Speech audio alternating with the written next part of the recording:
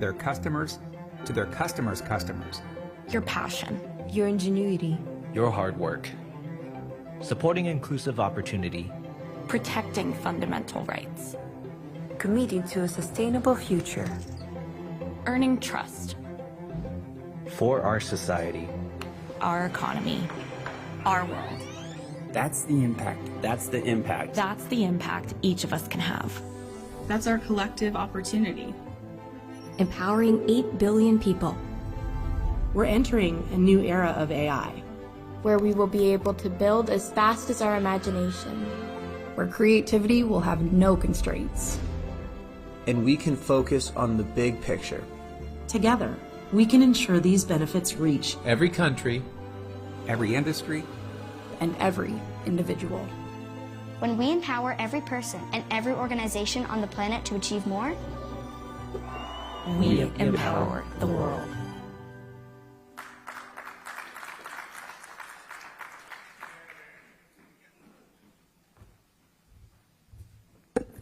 Good afternoon.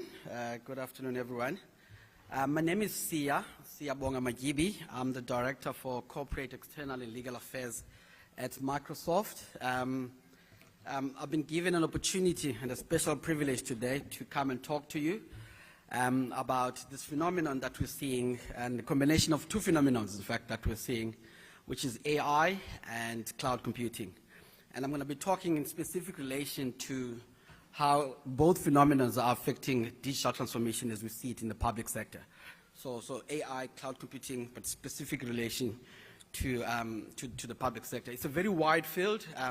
So if I were to attempt to go broad on it, I definitely wouldn't be able to do it in the 20 minutes that I've been allocated. So I'm going to try and just zoom in terms of what we're seeing from a digital transformation perspective and how that is affecting public sector and what's the critical role that AI can play in the midst of that. I think we heard a lot this morning about, trying to see if my the slides are not moving. Oh, sorry, my mistake. So we heard a lot, I think, this morning about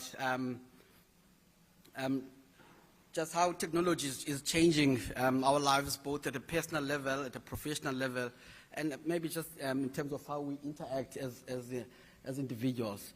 I'm just going to start by talking around just these 4 specific issues around how we're seeing digitalization in the public sector, in terms of how government is digitizing and the impact of that. I think one of the things that I think cloud has clearly demonstrated is that it helps to create efficiency. It's a scalable technology. It helps to create efficiency. One of the things that government is talking about is obviously creating a digital government. And what is a digital government? Essentially, a digital government is a government that is able, I think this is my own interpretation, and I'm going to take it away from the interpretation that you'll see if you were to Google what digitization is. For me, digitization means being able to deal with a government that is able to provide services to you as a citizens end to end without ever having to physically go to a government office to complete a service. For me, that's a digitized government. If a government is not doing that, then there are obviously still certain gaps there. There are digitization gaps that need to be filled. Now, if you take this to our context in South Africa, and maybe even down to the province here, what does that mean? Which government departments can truly say that they've become digitized? I think in South Africa, we've got a very special phenomenon that we're seeing in that regard. From what I've seen, my own analysis is that in a lot of instances, for government right now, digitization means that if you're in a revenue collection departments, then you're far faster and quicker to digitize. So if you think about it, for instance, which are the departments that right now you can interact with end to end, be able to receive a service without ever physically having to go into an office, into a government office to complete that service. The one department that comes in mind, for instance, is SARS. Right now, SARS is one of those departments that you can interact with end to end without ever having to complete a service physically. With SARS, for instance, right now you can file your tax returns, you can pay your taxes, file your tax returns, get your money back without ever physically having to go to the physical office. and this goes beyond SARS. If you think about municipalities, what are municipalities doing now? Where are they effecting digital transformation the most? Revenue collection again. So right now, you can pay your rates, you can pay your electricity, you can pay your traffic fines. You can do all of those things without ever having to go to a municipal offices physically. You can even renew your license disc in your car these days without physically having to go to a municipal office. Again, what's the message that's coming there? Revenue collection. So I think what we're seeing is that government is able to digitize, is able to give us online services, but those services are very biased right now towards revenue collection. Because if you think about it, the moment you move to the other side of the scale, where you now have to physically receive a service from government, then there you're going to have to go to a government office. Think about home affairs. If you're trying to get an ID, if you're trying to get a passport, at some point you're going to have to go and do your biometrics and do a physical act that requires you to be at a government office. So that's obviously a trajectory that government needs to have, to change. Because ultimately, in order to improve how you provide services to your citizens, that has to be based on making sure that there's an ease of access to those services. And for us, if everybody who sits in this room, when you're talking about ease of access, that means being able to lift your phone and interact and transact on your phone. And I think until government gets to that stage, then I think only half the work has been done. I think from our experience, from a Microsoft perspective, the one province that we're working with, I think that is definitely on the right track in relation to that, is Gauteng. And what Gauteng did to really get to that point, or at least getting to that point, is, one, they were the first, and the Premier referred to this earlier on in the morning, that Eastern Cape has now joined, I'll call it the bandwagon, where essentially they're consolidating so that ultimately when they're buying Microsoft licenses, they're buying so as a single block rather than as the 13 or 14 different and separate departments, which makes sense. It creates economies of scale for government, and it makes the whole the process of buying the license a lot cheaper, and make sure that government is able to use those licenses and allocate them across different departments as they see fit. So Gauteng has been on that journey, I think, for the past, I think, close to a decade now. They created a government called eGov, which is a department whose sole mandate is to buy technology. That's the only thing that department does. It buys technology on behalf of all 14 government departments in Gauteng. And what they've also done now, they've created something called a common platform, which is you can do www.egov.commonplatform.co.za, and once you click on that site, whether you're looking for a permit, whether you're looking for a school application, whatever you're looking for, that the Gauteng government is offering a service, you will find it on that platform. Will you be able to complete it end to end without going to a government office? Not yet. But at least you will be able to apply for anything that you can apply for there, regardless of which department is offering it. Whether it's being offered by health, whether it's being offered by agriculture, whether it's being by economic affairs, the common platform will enable you to be able to access that. We're working, that platform is running on Azure, Microsoft Azure, which is the Microsoft Cloud. So we are working with the Gauteng department to make sure that gets rolled out into the entire province. I think I was therefore quite excited that we've now reached a milestone with the Eastern Cape government, where we are now buying licenses and hopefully going to be going as a single block, and hopefully we're going to be going towards the journey of making sure that we create a common platform for Eastern Cape, where the citizens of this province can be able then to interact with their government using their phones or whatever other digital device that they would want to use, but be able to use that device to access whatever services this great government of the province of the legends is able to then to afford its citizens. So we're looking forward to that journey. If I could just move on. So what are some of the trends that we're seeing globally that are really driving digital transformation? I think the first one is what I've just spoken to now, just ensuring that there's equitable access to services. And how do you do that? You make sure that you put everything on an online platform. If you can put everything on an online platform, you create equitability. And we see that as a big trend globally that's driving digital transformation, and that's forcing government to take digital transformation seriously. The second one is enabling a hybrid workforce. You would know that in the private sector, you still have A lot of people who have not returned to the offices even after COVID has gone by. A lot of people in government have been forced to go back to the offices, and there's a couple of reasons for that. One being the fact that government still feels that from a systems perspective, you are better protected or given more security when you're using your digital device that government has issued to you, whether that be a laptop or whether that be just a physical computer. You are able to have better protection and security if that laptop is being used or run in the office, and therefore being protected using the systems that are office-based, rather than systems that are provided to you through online platforms where you physically don't have to be in the offices. The challenge with this is that if you're looking, for instance, to employ a lot of the young people that are up in this room, one of the things that they ask is, and I've said in a lot of interviews from a Microsoft perspective, and young people, the first thing that they ask is, what is your work hybrid policy? So young people are looking for policies that says that I can work 50% from home and I can work 50% from the office. So the moment you as government, you are forcing everybody to go work in the office, what that does is that it makes you a little bit unattractive as an employer, and therefore there's a need for government to start thinking about how do we replicate some of the policies that we see in the private sector, because if you're looking at attracting young people to come in and innovate and create all of these apps that are going to enable our citizens to be able to interact a lot more effective with government, you need young people to be part of the workforce for government, but you also need to create an environment that will make it possible for them to see government as an employer and see that as an attractive destination for them. So the whole hybrid situation is quite important. The skills and employee retention. One of the biggest things that we see from a cloud perspective in government is lack of skills. If you compare where government is at now in terms of cloud usage vis-a-vis the private sector, government is not even at 40% uptake in terms of cloud adoption. And one of the key challenges, one of the things we did from a Microsoft perspective a couple of years ago is that we employed IDC just to undertake a research for us in terms of why is there such a low uptake of cloud services when it comes to government. And one of the things that came up tops was skills. That a lot of government employees do not have the necessary and sufficient skills to be able to interact with these technologies. They buy them, and that's the tragic part of it. Government buys all of these technologies, but the ability to interact and use those technologies effectively and deliver services productively is simply not there.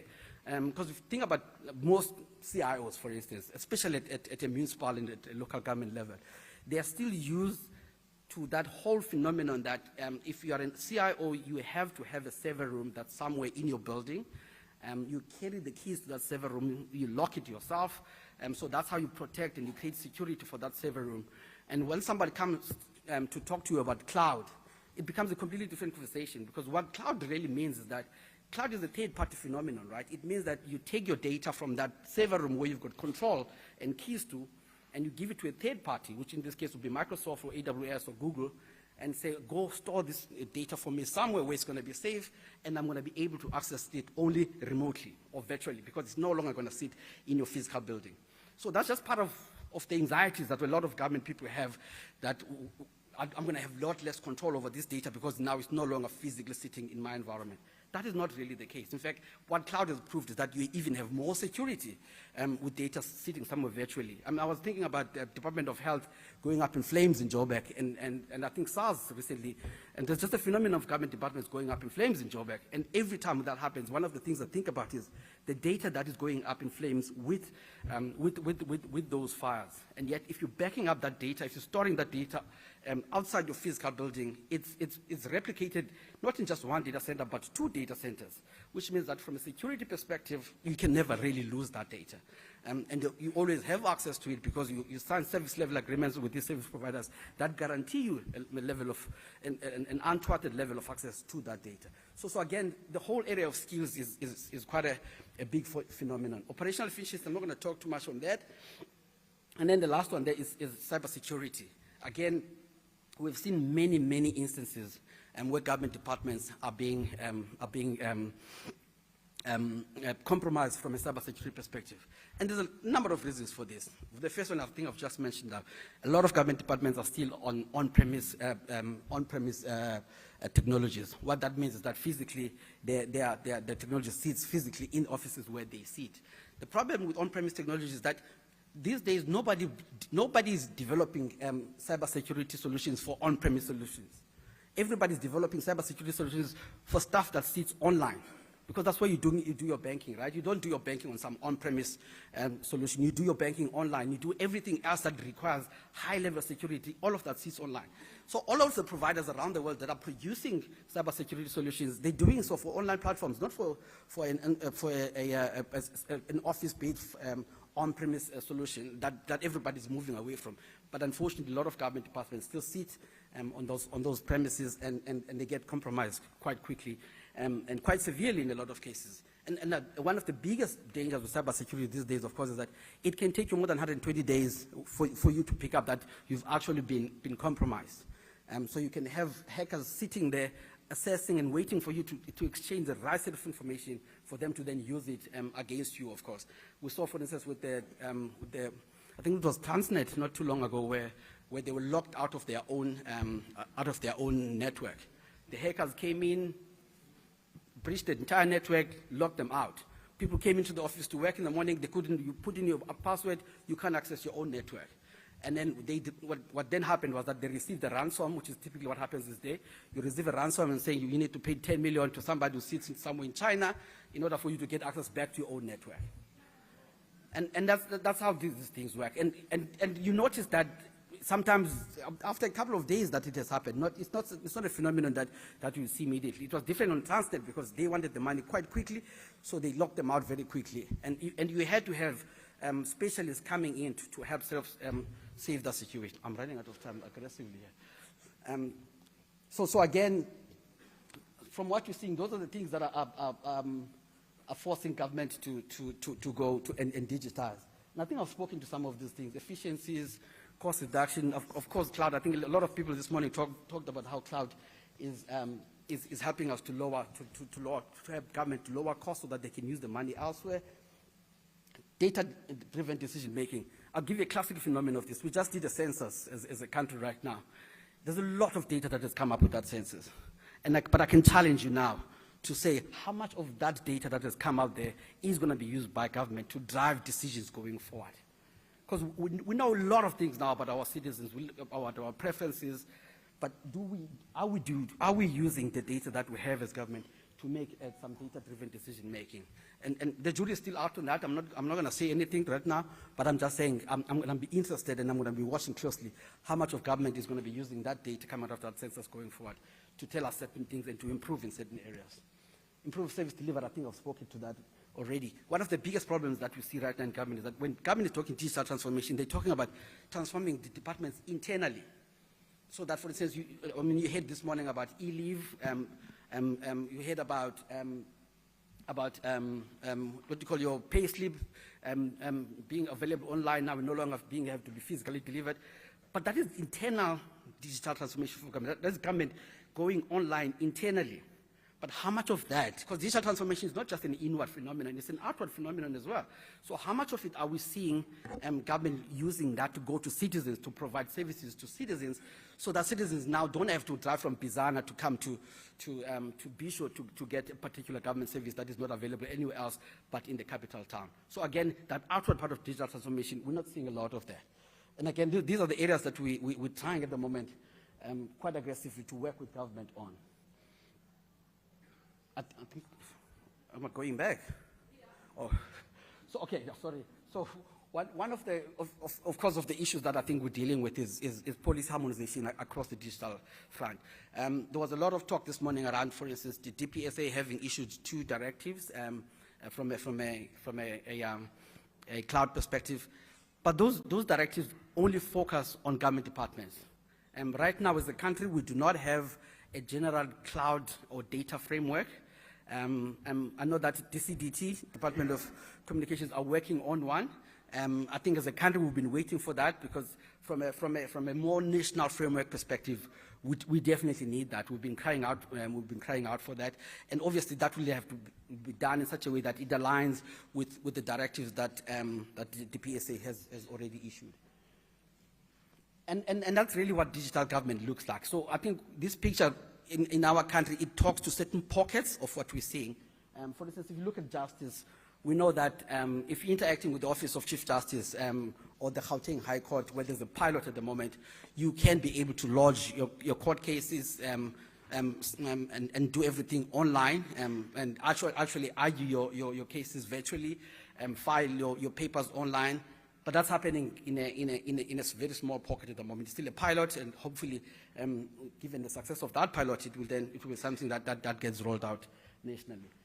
If you look at transportation, how much is that transformation are we seeing there? I would say not much. Look at public finance. I mean, there was talk in the papers recently about the old IFMS contract that got into a debate with Oracle. That has been with Treasury for years without any of that being resolved. What does that mean? It means that Treasury right now does not have an integrated financial framework for this country. So again, digital transformation, not so much. Sorry, I'm going to rush through now because I am out of time. Empowering. I'm going to dump this one as well. I think I've spoken to some of these. What I want to speak to is this one. Just to give a sense in terms of, because this is one of the topics I think that have been coming up around data sovereignty, and what does data sovereignty mean? And this is my parting shot. Data sovereignty means exactly this. Right now we talk about cloud. What is cloud? Cloud is a system of data centers that are located around the world, that are all connected to the internet, and that they do so for the specific purposes of processing data. That's what cloud is at a functional level. At an operational level, how does it work? If you put your stuff on the cloud, that data can sit anywhere in the world. It can sit in Europe, it can sit in Australia, it can sit in the US. The South African government has got a specific policy that says that data, if you put data, government data on the cloud, that data must sit in South Africa. It must sit in the data center in South Africa. There aren't too many providers right now in the market that can be able to fulfill that obligation. Microsoft is one of them. We're the first multinational to put up data centers in South Africa. That means that if you put your data on the cloud, it will sit in South Africa. So we cover that. So from a data sovereignty perspective, the sovereignty of the data means that data staying in a sovereign country, which is South Africa, which is something that we meet. I think we'll talk about that tomorrow. There's a slot. There's a panel that talks about that tomorrow. And I think I'm at the end. Again, I'm not going to go into this. I think I just spoke into data residency, which is more or less the same thing as data sovereignty, compliance. And I'm not going to go into that. I am out of time. And that just talked to the Microsoft journey. Again, I'm not going to go into that. That just talks to how we got to be one of the most compliant multinationals that are able to host your data right now, without going outside the ambit of what the South African government directs us to do. And then I think that's it. Yeah, I mean, that's just some of the certificates that we have. I think that's it. I think just from my side, we do have, I think, another session that's coming up tomorrow. I think I'm going to try and talk a little bit more on that session in terms of how, from a Microsoft perspective, we can partner with some of you in the room in terms of some of the initiatives that we're doing locally. Microsoft is a partner-led organization, so a lot of the stuff that we deliver in the market, we do so through partners, we do so through SMMEs. We have a specific, the Premier did speak earlier on today that there's a specific partnership that we've launched with the Eastern Cape government. It touches on skills, it touches on SMME development, so it's going to create quite a number of new opportunities for us to partner with SMMEs that are interested in the space where Microsoft operates, using those partners, of course, to sell or resell our technology in the province. It's a journey because there's various certifications that you need. So I'll talk about that tomorrow, I think, on the next panel that I'll be participating in. But I think for now, I think that covers what I wanted to talk to you about today. Thank you. Can we put our hands together, please, for Siyabonga Majivi? Brilliantly done, and thank you for making me feel so much better for sitting there and saying, you're going to respect the time. I hope it catches on and others get that contagious time management skill that you have there. And I like the last point that you brought up of he's here to collaborate, he's here to speak to people. I know sometimes it's hard to go up to people at a conference like this, but the invitation has been open. If you see someone you can have a conversation with that could take your course further, or you could take their course further, please feel free to network. Next, we're going to have a panel discussion. I think the team is going to come and move the podium here on this side. Appreciate that. As we wait for the team to get that done, we just want to thank some of our sponsors. I have them written somewhere here. There we go. We'd like to thank the ECDC, H3C, and Bumakapa TV, who are actually live streaming right now. So that is really brilliant from Bumakapa TV. And we have a special welcome as well to make. It's somewhere here. Hey, I have all these digital devices in my hand. We'd like to acknowledge and just welcome Rochelle de Kock, that is the editor of the Herald and the Weekend Post. So if we can just put our hands together, her presence is really appreciated as she is here. Great to see her. So for our next conversation, I would like to call up our moderator of the panel discussion, and that will be Mr. Andile Stofile, and he's going to come and lead a conversation around local government ICT discussion, citizens and customers' digital engagement. Can we put our hands together for Mr. Andile Stofile? Not a stranger in this place. Please feel free to grab a mic. And his guest will be, or his panel will be Ms. Pumeza Sumet, Director of Information and Communication Technology at Nelson Mandela Metropolitan Municipality. That's where I'm from. Can we put our hands together for her as well? And then we also have Mr. Malungelo Mtati, the ICT officer from eSalga, coming as well. Can we put our hands together for him?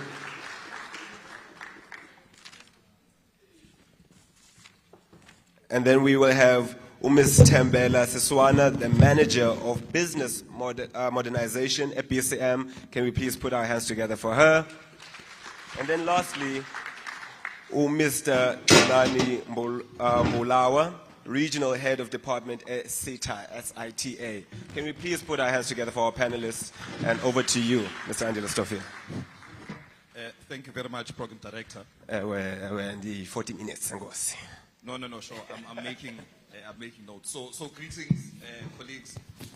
Let me just say, all protocol observed.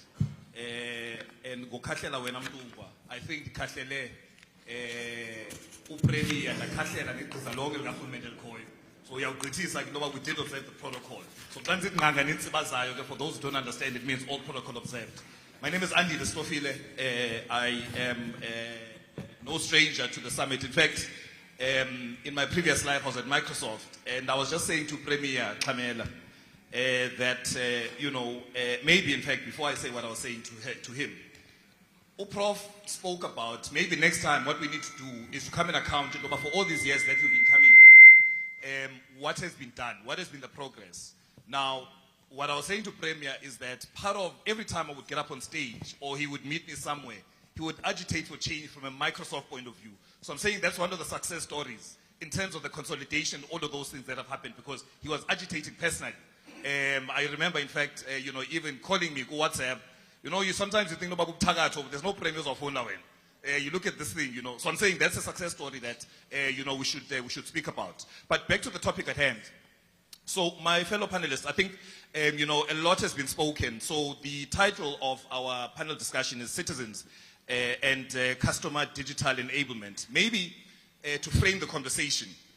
The previous, he used to be the SALGA chair, and also from a United Cities and Local Government, who's now the COCTA DM, would always speak about the topic called locating government at the center of a changing world. And certainly local government is changing. And that's going to really be the theme, because if we accept that a local government is responsible for service delivery to the home, meaning the last mile, Therefore, a local government has to be able to adopt and adapt to the changing world. Now, I'm just putting that as a placeholder. Now, perhaps we need to look at, from a policy point of view, because, for an example, where I come from, I'm not sure whether I'm able to get some of these services in the most efficient way. Now, maybe the question that I need to ask myself and ask to the panel, and I'll start with you, Mr. Mbulawa, because we spoke about earlier on, there was the conversation around the cloud directive and all these directives that are happening. These directives, do we have a policy issue such that we are not able to get the necessary services, in my perception? Do we start there? Is that the challenge?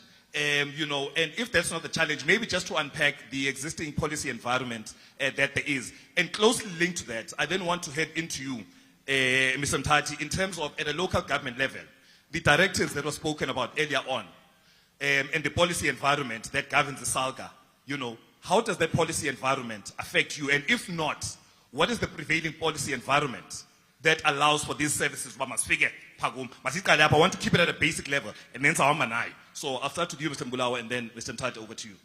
Thank you, Chair. I think the key thing, one of the stagnant factors within government is exactly what you're talking to. Our acts, our policies, and fundamentally what tends to happen is acts are defined. However, I feel they are not refined and reviewed constantly. If I look at the CETA mandate itself, there's quite a lot of terminology that has changed in the ICT world. But if you go to the Act, it's still using some old technologies. As a result, it gets misinterpreted in certain questions. To illustrate that, we need to be agile. If I were to go before COVID and after COVID, that pushed agility. Hybrid was not in our minds. But now policies had to be changed to adapt. So what we should be looking at from a government sphere and a local government sphere is not to wait for disasters to change policies, but to constantly look at our policies and say, are they meeting our mandate? If I were to come to the cloud point of view, the question we should be asking ourselves, what is the mandate of local government? ICT is an enabler. Should local government be considering building their own infrastructure? That's a question we should be asking ourselves. If I were to respond, I would say, in my opinion, no. That's not your core business. You just need to focus on your core business, which is rendering services to the citizens. If you go further, we've got different approaches, and you have seen different approaches in different local governments, how they view. Generally, there's a lot of apps that are available in the market. There's a lot of apps that can address these problems. But what we tend to do sometimes, we want to replicate and duplicate and build the same app again and again and again. We should be saying, I need an app to interact with my citizens. Go to the industry, get the app. I need a space to store my information securely, so do the same. And then again, if you look at the bigger context, like Nation spoke of broadband, if you're looking at it from a bigger context, people are always saying security issues around this. No, there's two-pronged approach that can be used. One, if you give access to the communities, you can have access that deals with government services, where they go in, get all the apps that are available to interact with government from all spheres of government, not restrictively to local government. Further to that, we talk about giving access also to communities. You can have a Wi-Fi stream being your second one, maybe free or at a minimal cost for people to actually utilize and get whatever information they want from the internet. But what the emphasis for me is, when it comes to government services, maybe consider that. And fortunately, Nation mentioned that from a broadband point of view, the provincial government is considering saying, look, let's make sure that we give people Wi-Fi so that they can access the internet. So that's a starting point. But again, the policies from the national sphere right down to the local government sphere are not talking to each other. Equally so with the strategies. If you look, there's a national government strategy. My view says at the end of the day, local government should be implementing that strategy. So 80% of that strategy should be what local government has, not a different strategy altogether. The variation would be on the implementation approach. Thank you, Chair.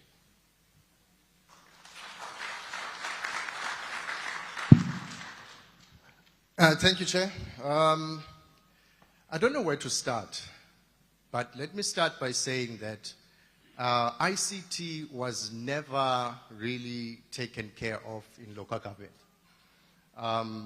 You'll find a municipality with, at the helm, a systems administrator running things, trying to mimic what an IT manager can do. You'll find limitations with regards to how IT is directed at a municipality.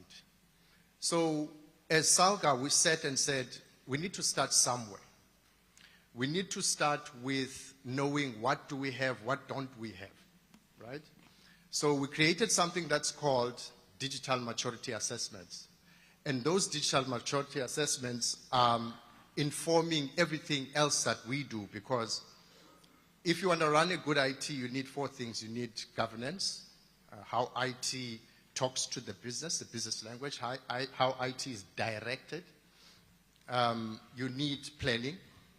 I've heard Mr. Makibi talk about buildings that are burning down. Part of planning is business continuity and disaster recovery. And also, I want to touch on how your business processes are automated. And we can discuss that going forth. So with regards to operations, how are you delivering that service to your internal customers? And also, how are you delivering a service to the outside world, which is the communities?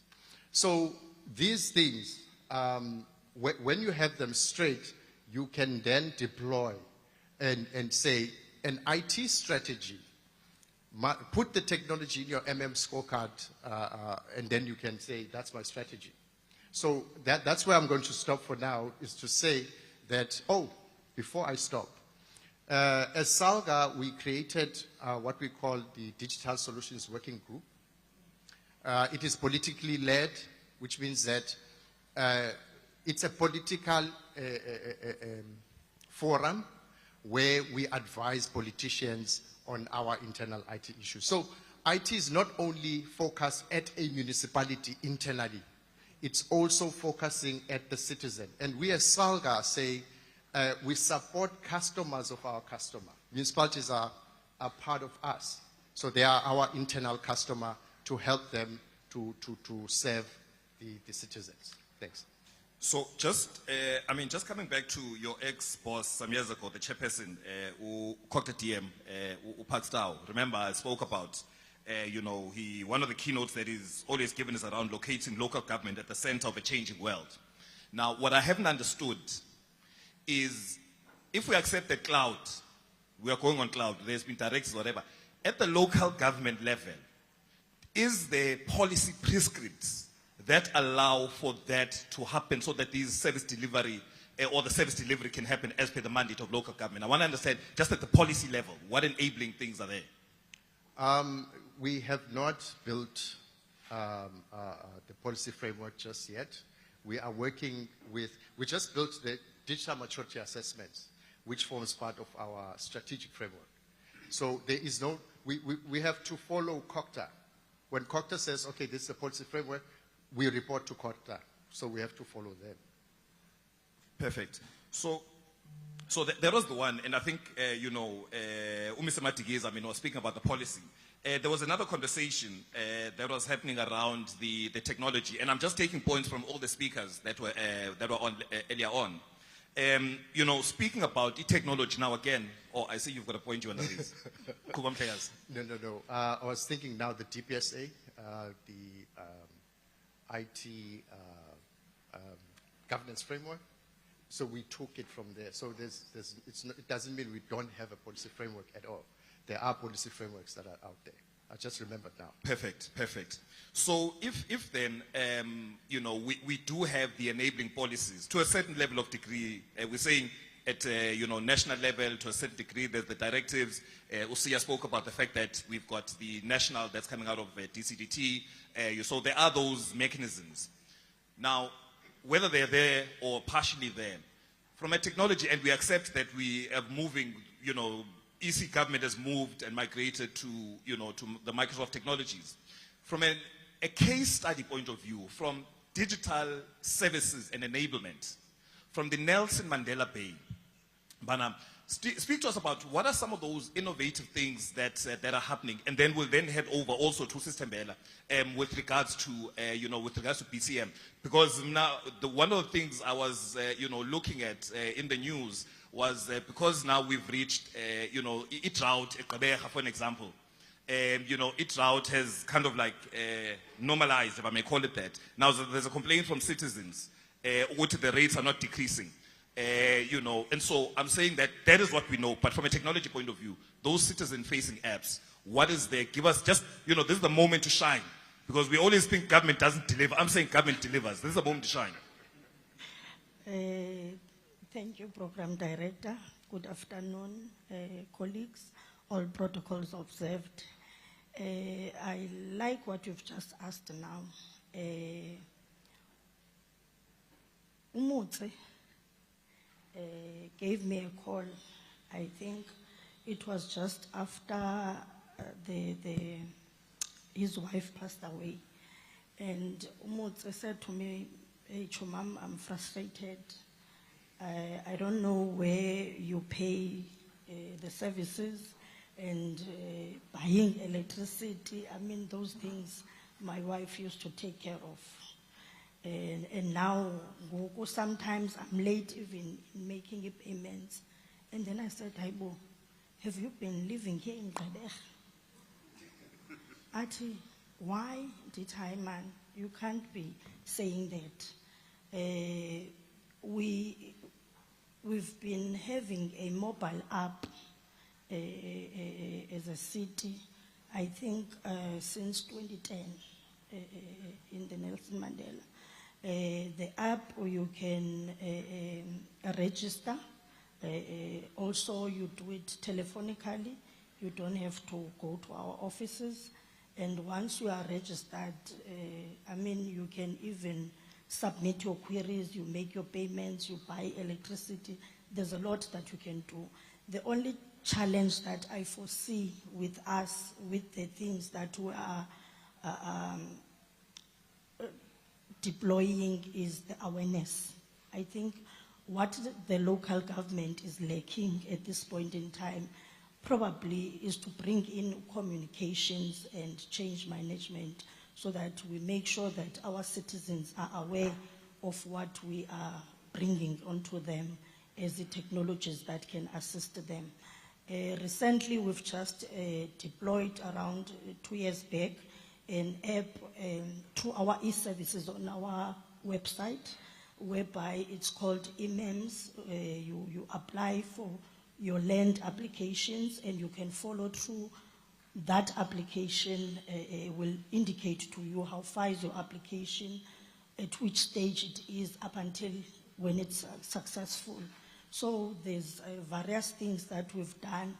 And also I want to thank Microsoft as well. In 2018, I went to Seattle. At times I'm inquisitive. There was a lunch that was served in one of the boardrooms during the break. So I just went in there and listened, and in there they were talking about Teams. That was 2018. And I was like, I went on my phone and I WhatsApped Tapua, but Tapua, they are talking about Teams here. Do we have Teams? And I think this thing can assist us. He said, yes, Pumeza, it's part of the licensing that you do have. And when I got back, when I introduced that internally in the municipality, they said, Pumeza, you're dreaming, this thing is overseas, not here. And COVID, when it came 2020, when I indicated to the municipality that we can pass our budget virtually, having a council meeting, connecting our councillors virtually, there was also a challenge whereby there was an election of a mayor, and I indicated we can vote for the mayor electronically. So those are the things that I can post that we've done in the city. E-recruitment is also there. So there's a lot that we've done, but I think what is lacking is just that awareness out there to make sure that people are aware of what we have. Sister Mela, before I bring you in, just, because sometimes we must practicalize and also look at what some of the gaps are, because sometimes the gaps are not in technology. Now, you've got umakhulu, somewhere. Ezilalini. Now, those who come from Ezilalini will know the story. So we come in and we say, okay, we can do all of these things virtually and, on the phones and whatever. Challenge number one is that you've got feature phones, as an example. Challenge number one, we'll get to that. But here's a more important part, is the change management part. Because you speak about communication or awareness. But here's the situation now. I want us to picture this. So, a grandmother, every month gets on takes, whether I'm a pale or whatever. I don't know what the English word is, pale, it's a flying cockroach. But it's not witchcraft, don't worry, it's not witchcraft. We'll find the right word. Now, she gets on there. And I speak practically because this is my lived experience, having come from a technology point of view and having resistance from even within my family. Now she goes and now where we come from, you get into those vans or venture. So she goes and now she meets up with 4 or 5 of these other grannies that are there. Point number one is that technology replaces that human interaction, because once in a month, this is an opportunity outside of funerals that they get to meet. I'm going to change management because I want us to think about these issues practically. Now, when she then goes, to, ESASA or whatever the case may be, she stands in a queue, but that queue she's going to stand for maybe about 4 or 5 hours. She looks forward to, because she knows that she's going to meet all these other omakulu abanye to be able to interact. There's the local economy, because you've got people that budget in the sense of they're selling apples, they're selling all of those things. So there's local economic beneficiation that comes about. Out of all of these issues, my grandmother refuses. I say, I will even pay you money not to, but she refuses. Because we have not understood, the technology is there, but what we haven't done is to understand the human psyche and the why behind these things. And maybe sometimes it's not just the awareness point of view, but we're going to come back to that. Sister Mel? Thank you, Mr. Stofile. I must greet first the chairman, Mr. Motsi, and Honorable Premier in his absence, and all the principals, the directors, and everyone protocol observed. Sir, you are touching on I would like to touch on 2 things out of what you have said. I was highlighting when the speakers were talking earlier in terms of change management. When you deal with innovation, we have to take it from the perspective of grouping the people when we do innovation and change management. That you cannot deal with the people that are 50 and above, the same age as middle age and the same age as young people. So that means we have to find innovative strategies to make sure that we reach out differently to the older people and differently to the middle age and differently to the young age. For instance, I've not seen it. There are things called kiosks where you can put them in a shop. Perhaps they can be easier for older people that you can teach to be able to do few services that you can get from the municipality. But it depends on how much you can get out of them.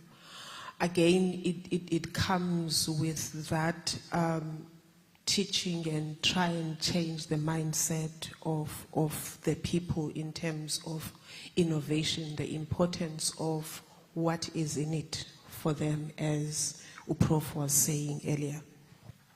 And the second thing that you mentioned is you said citizen engagement. Yes, I think. There's something again that I think it was Mr. Ngaba that touched on it. I'm very passionate about what he said. Perhaps he didn't say it exactly the way that I'm going to say it now, but he said that most of the time we have a tendency of buying technology, but we do not consider the full package of technology. What do I mean by that? Is that we buy the technology, but we leave the people side and the processes side of things.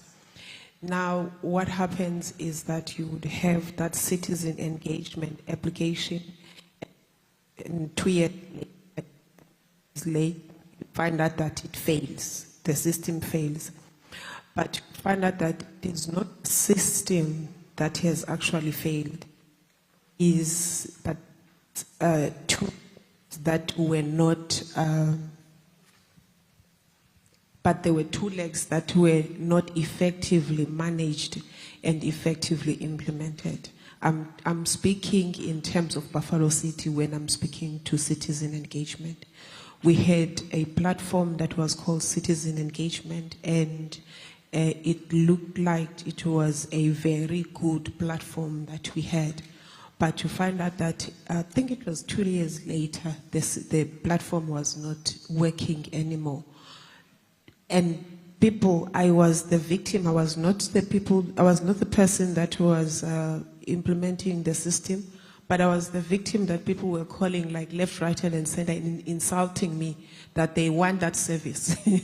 And I could not be able to answer of saying, you are not going to be able to get this service because of A and B and C. So if we can bridge those gaps when we're implementing the innovations, when we innovate, we do not just think about the technology, but we consider all of the aspects of the technology. Because if you're going to bridge the billing issues that we have in the municipalities, you've got to be able to educate, bring back the people of why is it that the people, we are having issues. And as you bring them in, you educate them as well that where is our problem in terms of the process, the reason why we are having high bills and all of that. And this is how we are going to fix it as the municipality, so that everyone can be excited that, okay, I'm having 30,000 right now bill, but in the next 2 years, this thing is going to be sorted out. Thank you, sir. Thank you. You know, you speak about the apps, and it just makes, in fact, the question was going to come to you. There's a question that's coming to, so I add on top of the question. See, I like look buy one, get one free. One question, I like it. I like it for the people. So, you know, you speak about these citizen engagement apps, and I'm wondering, and it's just, you know, it can be apps, it can be anything. I'm wondering, because Premier spoke about, or Andile, who are based in Johannesburg, who know about these things while based in Johannesburg, and then they go but Julie Javelin and come and catch it over on the Eastern Cape side, right? Now, from a CETA side, because in the main, and I'm speaking at a government level, right, because amongst your mandates is to assist with the procurement and digital advisory, etc., etc. But from the CETA side, what policies exist, or what mechanisms, even if it's not policies, what mechanisms exist to ensure that those multi-billion rand contracts that are awarded, there is a very strong sense of local economic beneficiation, and the money is not just going back to Andile at Johannesburg. Then with your one. Kulega Makul. No, thank you. As government, I'll say government in totality, and I think everybody that's sitting here forms part of government, whether you're a citizen or whatever. Government at our own, we are our own enemy in terms of how we define things. I'll give you a sample example. From a CETA perspective, there's procurement processes that are, and policies that are designed to actually ensure local content. But I'll come back. The recent triple PFMA is against that. Local content is defined as national. Therefore, you cannot say local content is only Eastern Cape. However, if you look at local economic development, unfortunately, the reality is in most instances, we look at it from the EMEs, the SMEs, to actually look at development, because most of your big players are not based in provinces, most of them. Now, from an EME point of view, that's when, in conjunction with the government, you define, government also needs to define their local economic development approach, which as CETA we can work with. The broadband is a simple example. There's certain weightings that were put within the broadband, SETA being given the responsibility to do the accreditation, so that the beneficiaries predominantly are locally based beneficiaries. Those are the drives that are taken there. And I'm a very frank person, I'll say as it is. Sometimes the very same SMMEs are their own enemies in their provinces. Balwa bodwa, bengekafiki nasekeikini. So by the time, utubabiza for a briefing to tell them what's coming, I'm a one-man show, I don't have the time. So you're trying to get into something that you don't know. So sometimes there's a lot of initiatives that we do to share information. But people will say, Tifunu yakasektenda reshu. Omnye afike the day ivala, omnye after ivalile. Why? They have not matured to an extent of understanding that they are running a business. It's not a charity. It's a business. So run the business. So there's a lot that needs to be done. You touch me, Koteta Ngalega Makulu. You know, government works in a fragmented way. We look at citizenship engagement mostly with local government. Departments. They are engaging with the communities. You cited that we need to look at the different generations. An engagement with different X and different Z and Y is completely different from the baby boomers. Now, if you think of it from poverty alleviation, Umakul is going to spend, probably give or take, 100 rands with transport just to go and get a grant yaki. If you were to say, let us not only make it the responsibility of local government, but a government at large. Ikawe, there's nothing wrong having Wi-Fi. It is converted to a training center because that's where you'll find them. So they have their own places where they meet. But I think government is approaching this from a very fragmented approach, where you say this is national, this is provincial, this is... I mean, if you look at the broadband as an example now, the question is, the province has got a pipe that it's building with 100 megs and 1 gig for provincial government. La pipe is out greater by Nyande. What is Nyande benefiting from there? If you talk about the whole overview of serving the citizen, there's a police station, that police station has got 2 megs, but there's 100 pipe meg passing there. And the only pipe is 10 meg utilization, so there's 90 for free. So my take would say, let's look at it in a holistical view. Thank you, Jay. Perfect. Let me take some questions. I want to take 3 questions, but the rule is very simple. There's an acronym called BBG. B stands for you must be brief. 2, you must be bold. 3, you must be gone. BBG. So, on the full state of the nation, Oganye, Ubanban owes me 10. No, BBG. So, can I just take some hands? Just three hands, to take some questions. There's one over there, sir. I note you. Where are 2 other hands? Okay, there's another hand over here. So, there's one. There's another hand over here. Okay, sharp. It looks like then those are the only 2 hands gone. Guys, can you recite BBG? Brief, bold, and be gone. Very good. Hands again. Okay. Greetings, all protocol observed. On the topic of Lemzakelo Makul, I now thought of human kinetics and ergonomics, or human factors and ergonomics. So my question is, what thoughts have ICT, or have ICT even thought of integrating human factors and ergonomics or human kinetics ergonomics in their processes? Thank you. Who's your question directed to? I didn't think that far. Good. No, you were brief, you were bold, you were bold. Thank you. Let's head over to the other side. Whoever wants to take the question while the microphone is heading to that side, please take the question from the panel. While the microphone is still going, if someone wants to take it.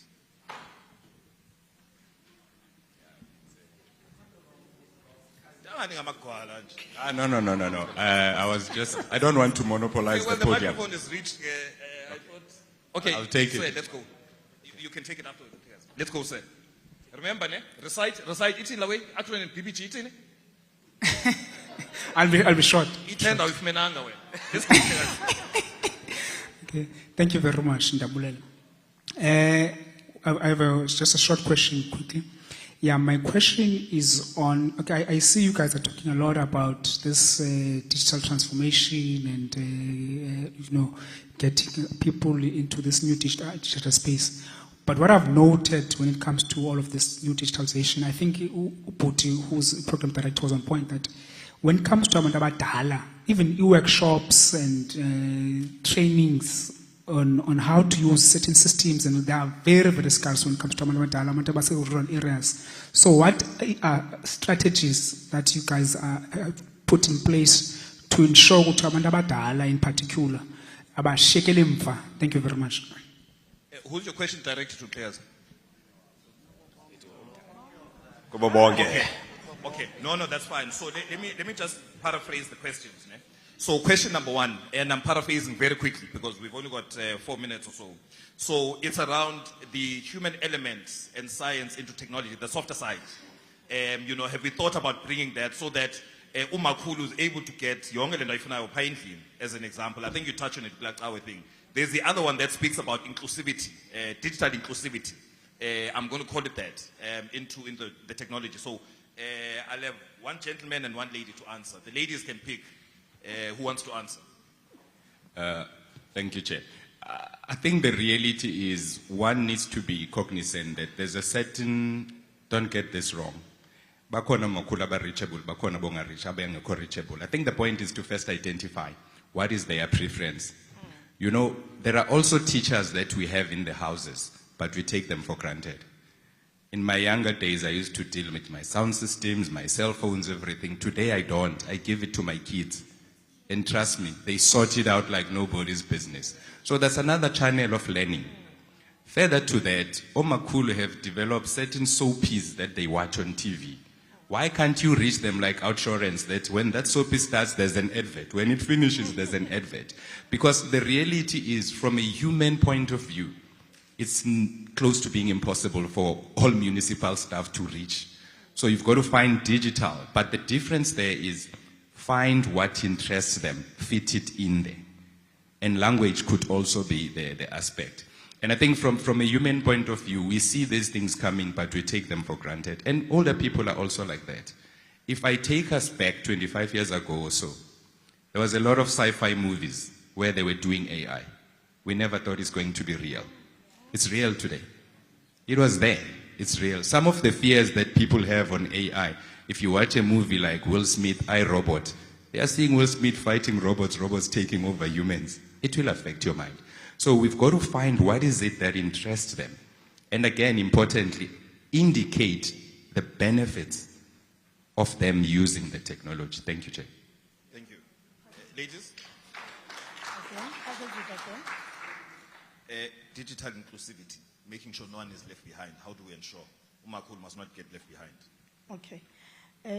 Can I use an example first? Asema, please. Okay. Around a couple of years ago, we were deploying the submission of the tenders that are under 200,000 in the city electronically, and we indicated that no tender will be received physically if you are submitting for an informal tender.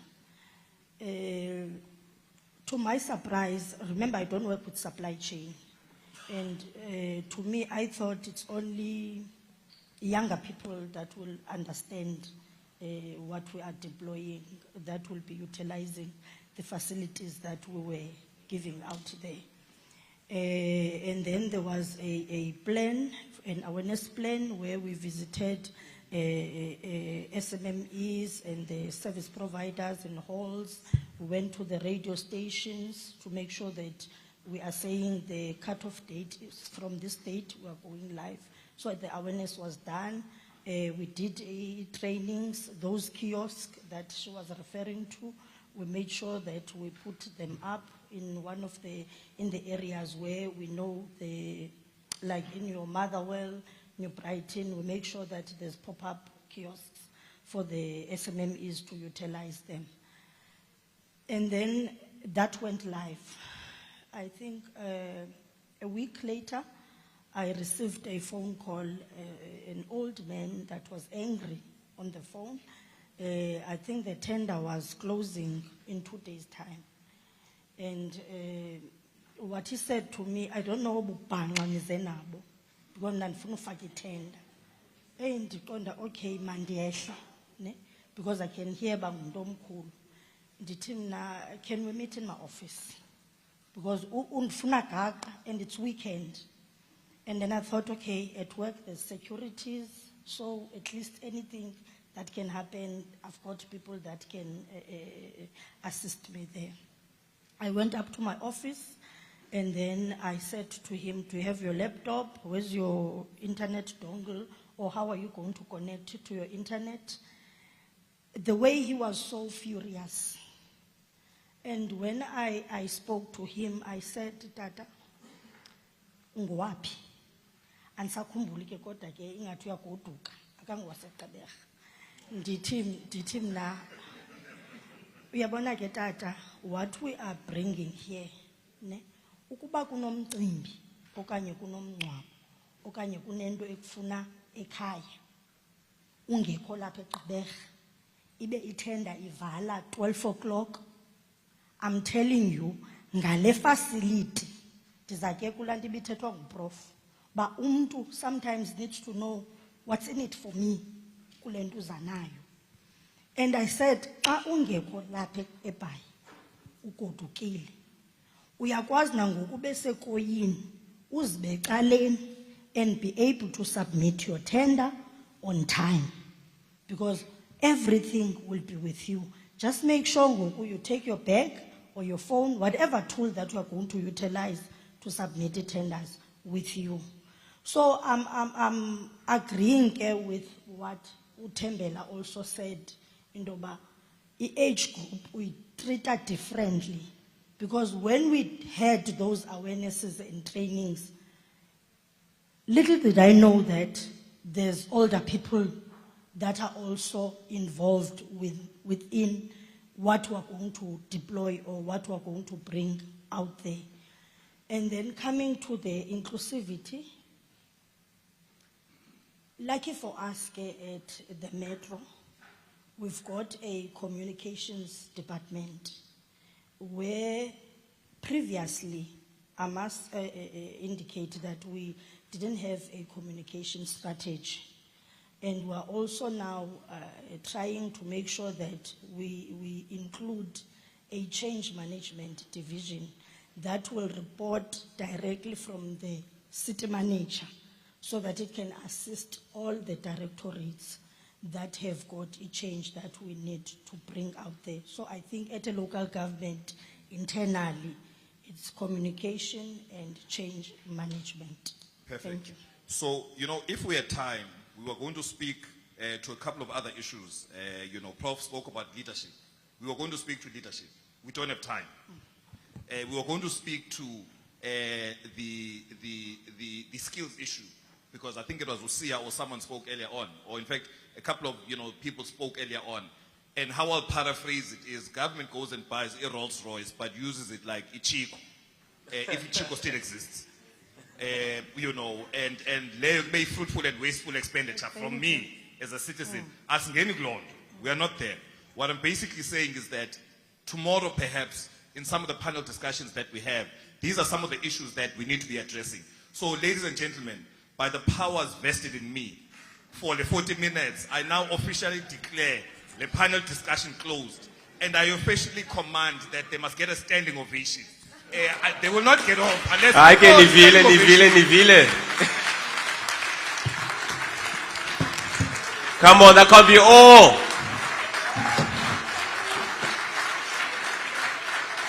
Thank you very much, panelists. Thank you very much. Sabulela Tatstofil.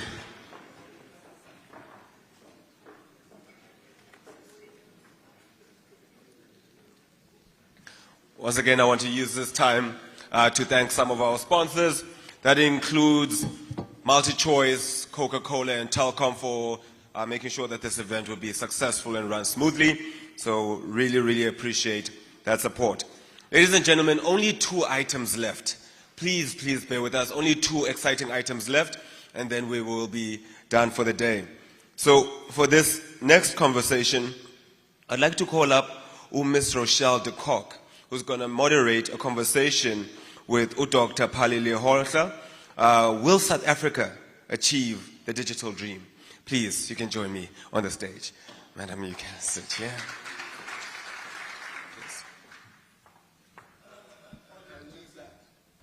You'll need the podium, all right. Let me get the podium. And yes.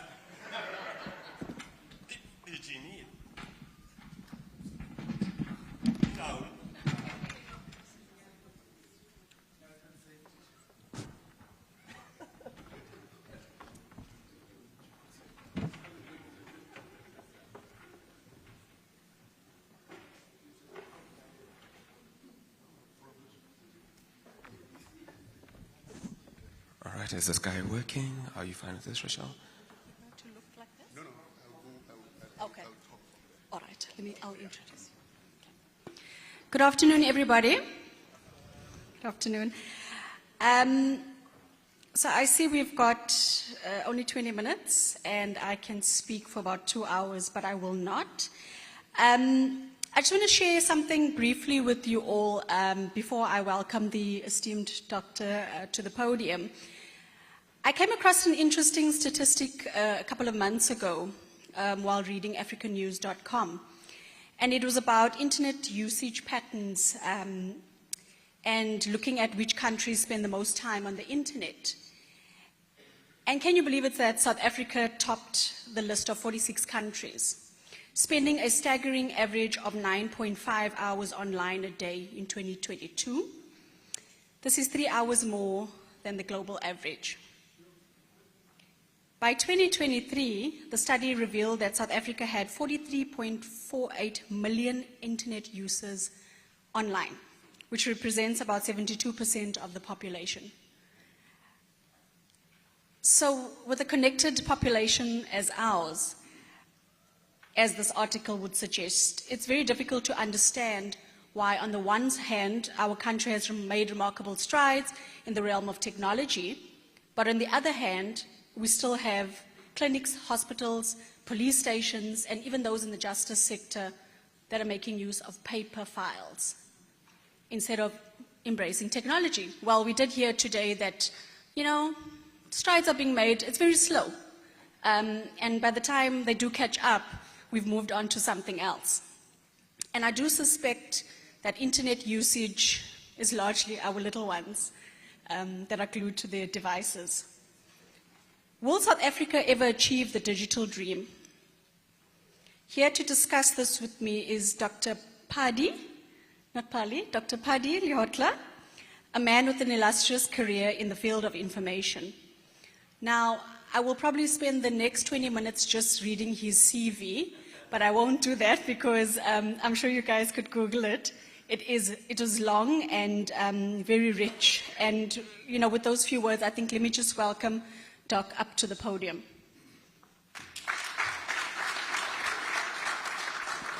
Thank you very much for facilitating. You'll see that my eyesight is failing me and the time is running. And so that I can actually see what I'm going to talk about, I'll have to be close to this screen. I usually prefer to run my own laptop, but they run it from somewhere else, so I have to be here, down here. So will South Africa achieve the digital dream? I see I have 12 minutes to go through this, but I have a lot of issues I have to run through. And I've decided that, yes, you can use my slides. So I'm giving you 52 slides, and I think I'll focus only on 12 for this presentation. And the digital dream, we have to understand what is the key role of the technology, and then relate to the kinds of problems that we have and what the value proposition would be. I'll touch a little bit on statistics and ecosystem. And then, of course, evolution and philosophical and practical dilemmas of technology. And of course, looking at what one would call the tragedy of the private. It's usually the tragedy of the commons. but I realize that there is a tragedy of the private as well. And can South Africa restore the commons, or can it perpetuate tragedy of the yes? And Africa by 2050 will have 2.5 billion people, and the question is who will appropriate what that will be. And it's very relevant to the topic that I'm. And of course, I will not talk about the CSG, and of course, in a different future that I will not touch. But there are 3 points that I think are important in the what is the key role of technology? One of those is it accelerates and augments, because you capture once, use and reuse. So that's the beauty of technology. And then you can use it for multiple purposes. And of course, it facilitates data systems to be non-rival. And once things are non-rival, they create abundance. But unfortunately, because we like monopoly, we ensure that there is rivalry. So organically, data systems are non-rival. And the more you use, the lower the price. It pushes the price. And of course, in that way, technology reduces and removes friction in systems. So what are the key roles of technology? And I want to go to Marx around this, because Karl Marx actually talked about this well before we see technology as it is. And here they distinguish between natural technology and society technology. And when you look at natural technology, you talk about Darwin and how the plants, the organs are organized. But society technology is the one that creates relationship between man and nature, and how that is directed in the process of production, both of life and also of the process of production of social relations, and also the mental conceptions that flow from those relations. So in a way, the creation of material conditions of life itself. Now, what is the mystery of technology? It has this very interesting inverse relationship. That is, it sits in the systems and it generates non-rivalry. But because we want to own and privatize and own, we create this rivalry ourselves. And therefore, we create scarcity where actually scarcity doesn't exist. So the technology does wonderful things, and we want to push it into the space of scarcity. I mean, when you have your cell phone, and I have my cell phone here, we can watch the same movie or different movies, whatever time. But if you have a loaf of bread, I cannot have that loaf of bread. And this is the beauty of technology, that it pushes the price down. There's no scarcity. Now, what do we want to solve? We really want to solve these problems. And this is what we face in education. I mean, there are children there, and they have to cross rivers. They could be studying using technology, not having to confront this adventure. So this is the difficulty we face in the country, and it happens all the time. What we face are performance systems. I mean, if you look at this graph, you would expect the graph to be going up that way for all race groups, but it shows the performance of matric graduates who actually go and attain higher degrees. And this shows us the kind of friction that we have. You see that for blacks and colors, it goes that way, whites, it goes up that way. So even in democracy, we are not performing that well. And these are the challenges, the friction that we... and of course, if you look at poverty drivers, you realize it's unemployment, of course, and it has almost doubled in 5 years from the previous period where it doubled. It grew by about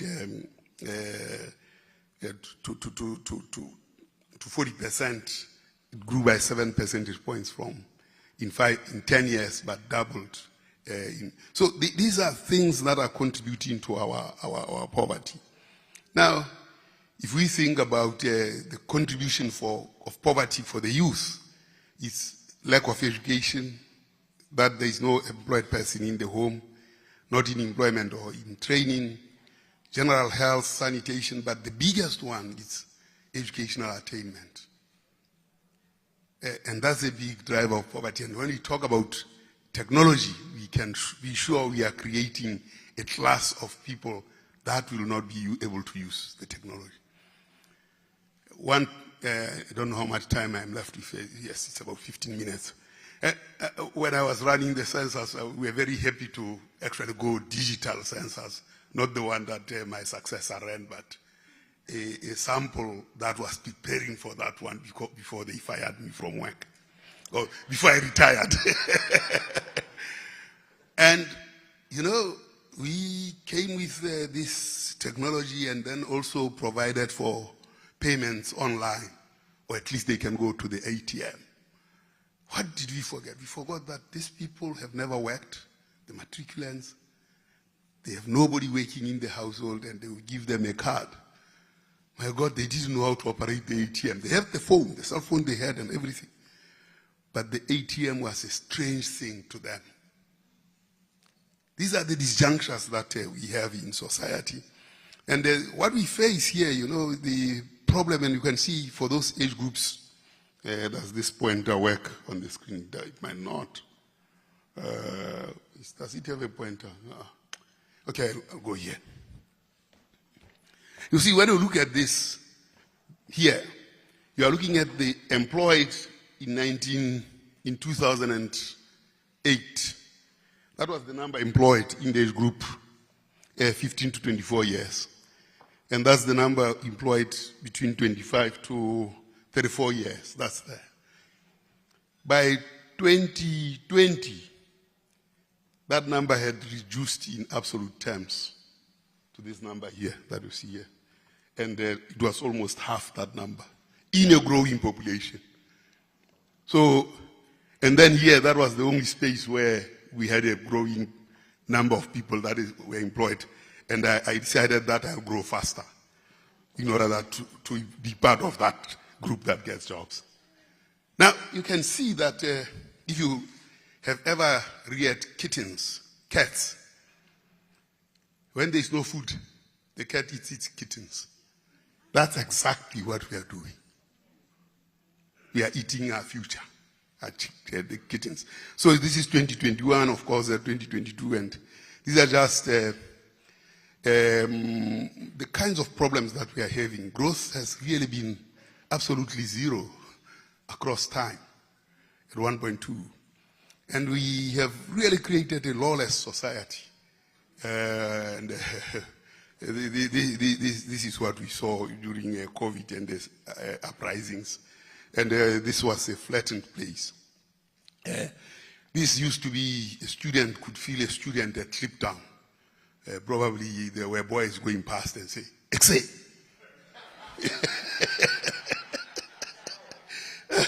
No, look at Cliptown now. You can't say that you said doodle landila. You can't say it ever happened. That's how Cliptown looks. So we have these kinds of challenges that we have created for ourselves. The general lawlessness that we have actually had. I think it's somewhere in the Eastern Cape where the student finally said, "We are blocking the road here. This education we are getting is not good enough." So these are the kinds of chronic problems that we have had. Low economic growth, high unemployment rate, high poverty, and high inequality. These are chronic issues that I think as we talk, we have to be thinking about. These are the real challenges. And then, of course, I work with Indula Mete scenarios. We came together as Indula Mete and we composed a barometer with this number of indicators, 13 indicators that look at resistance, resentment, institutional capacity, and social inequality. And the barometer, we have just released it now, and the barometer suggests that, you know, as far as social inequality is concerned, things have increased towards the guara, the green, the light, the deep green here. I don't know whether this points here. This deep green here is guara plus. Here, big guara and there, that's guara. Here, it's Isibujwa, and we can only talk about this bit, the orange, where South Africa is a little bit normal. And this is 2021. Or 2023 barometer that we measured these kinds of situations. So we are not in a very nice space as a country, not at all. And you can see that Naila Walk is where, you know, I also walk with you, accompany you. It's so small, and then of course, Isibujwa is so 85% of the time in terms of the barometer suggests South Africa that we didn't think of in 1994.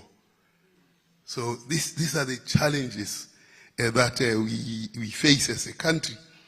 And we can see from 2022 to 2023, the deep green has intensified, although the light green has, but the deep green is the underlying one. That's the real thing. So, and then, of course, this is the summary of the barometer, and you can see how the green, the guara, has actually engulfed the country. And the orange that we have there, it's a small proportion of what we have. That's the challenge that we have in this country at this point in time. So,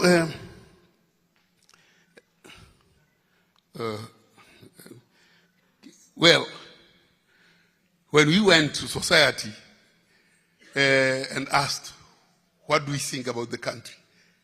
We analyzed the words. You can see disappointed comes loud and clear there, that society is disappointed. Say, well, what was this 1994 project about? So people have, you know, you are not angry, or rather you have gone past anger. You got to the point where you say, my God, I trusted you and you have disappointed me this way. What do you expect me to do? This is really the situation as we see it now. And then, of course, we've got this load shedding, which really has become a bigger problem, more bigger than unemployment. So we have loaded another thing, a layer of problems on ourselves. So, and of course, when there is talk about jobs, people get positive and they think they'll get jobs. I know when we moved from the old office at StatSA to a new office that looked more spacious, people in the anticipation of change actually rated the organization very highly. And after a few weeks, they started rating us when the reality hit that no, this open plan is not what they wanted at all. So they were very unhappy. So we've used these tools, I've used these tools to try and assess where we are as a country. And you can see these quadrants here, high stakeholder expectations, lowest stakeholder expectations, high stakeholder expectations, that uppermost quadrant. This is the quadrant we would like to be in here, I'm sure, where stakeholder expectation is high and stakeholder expectation is high and stakeholder satisfaction is high. You know, that's where we should be playing. But, you see, unfortunately, we are in this ICU, and we are almost in the low stakeholder expectation as a country because of, you know, just what has happened. It's really difficult. And I'm saying the Zondo Commission gave us hope, and we were almost in that quadrant where we are saying there is a bit of socialism. But what is happening now, with the results of the commission, we are in this doghouse. Where is that's this thing point now? I don't know. We are we are in this space here. It's not a lacquer space at all to be. Of course, this part is where we had the flag, and then we had to drop that project of the flag. Said, no, this flag is not going to take us anywhere. So, when you look at this, we are in a very, very difficult time. If you asked us in 1994 where we are headed, see, there is monitoring and evaluation, policy development, decision-making capacity. All those things are in the doghouse, where everything is not working. So, this analysis, you see, and things have not been very helpful. Because, I don't know whether this pointer works. Well, that's the gym I'm having. Oh, I just want you to see the bottom of the screen. You see, here we are trying to look at using the eye of the needle. What does government say? What does Coleman say? What does National Treasury say? What does Business for South Africa say? And what do Indula Meti scenarios say? Indula Meti, I'm part of the Indula Meti scenarios. And on different terrains here, oh, well, I mean, at the Guara level, I can step on that one. So you see, here we are looking at additional employment, unemployment, poverty rate, inequality, and debt to GDP ratio. When you open the government space, you see that what government said was not stated. They could only say there could be 2 to 3.5 million jobs. Colin Coleman said, well, we are thinking about 6 million. Treasury was saying about 1 million. That's in the next 10 years, and growth. And here, Business for South Africa came up with something very interesting. 5.2%, 6 to 8 million, 15.43 Gini, and 60%. And then, of course, the Indula Meti scenario where I am, we are looking at this number, 6.2% growth, 8 to 10 million, and so on. And this we did through modeling. And you can see that Business for South Africa and this are spitting distance from each other. But there was nothing in government. And this is a problem, that we cannot think ahead as government. And I think that's a tragedy. That's very tragic. In the Indula Meti scenarios, we actually modeled this using tools of foresight, using very, very complex modeling. Business for South Africa just aggregated numbers, but that was the best they could do in a COVID situation and saying, what can be done? But unfortunately, government ignored that issue for Business for South Africa. Now, they went there now, and they came back with 3 things. Electricity, what is the other thing? Crime, and rail. Now, the problem with things that get targeted in that kind of way, they'll deepen corruption. Because they are not looking at growth, employment, unemployment, poverty, and inequality. Targeting those things will be about what is it that is there to eat. So, they are not outcome indicators, they are input indicators. I mean, you solve electricity, there is a tender to work on. You want to solve, there is a tender. So, that has reduced our ability to think about the future. And it's a very dangerous thing to find ourselves in. So, when Amartya Sen says human lives are battered and diminished in all kinds of different ways, and the first task is to acknowledge that deprivations of every kind, different kind, have to be accommodated within a general working framework, it's very, very important to think about that multidimensional challenge. And that multidimensional challenge actually is articulated by Karl Marx, because he argues that just as the individual machine retains a dwarf-like character as long as it is worked by the power of man alone, and just as no system of machinery could be properly developed before the steam engine took the place of earlier motive power, so too large-scale industry was crippled in its whole development as long as its characteristic instrument of production, the machine itself, owed its existence to personal strength and personal skill, and depended on the muscular development, the keenness of sight, and the manual dexterity with which the specialized workers in manufacture and the handicraftsmen outside manufacturing wielded their dwarf-like implements. And this is where we are now. When we start nitpicking, we actually are bringing in dwarf-like instruments to try and solve a systems problem. And this is the difficulty we are actually facing. So, as we talk about these matters, the question is the strategic intent dwarf-like, or is it audacious in design and execution? I would argue that by picking three things, we have become dwarf-like. And we have encouraged those who will go into those spaces to deepen corruption. So, we actually need to think differently.